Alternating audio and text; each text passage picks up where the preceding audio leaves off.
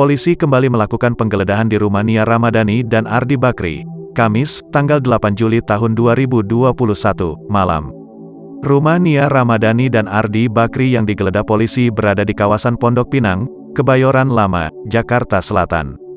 Di rumah itu pula Nia Ramadhani dan ZN, sopirnya, ditangkap polisi, Rabu, tanggal 7 Juli tahun 2021, sore.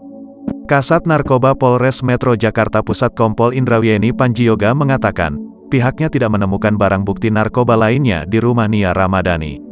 Kami lakukan pengembangan dan melakukan penggeledahan lagi untuk mendapatkan barang bukti yang lain, kata Indrawyeni Panjioga, Jumat, tanggal 8 Juli tahun 2021. Saat digeledah, tidak kami temukan barang bukti narkoba lainnya di rumah tersangka, Nia Ramadhani dan Ardi Bakri, lanjutnya.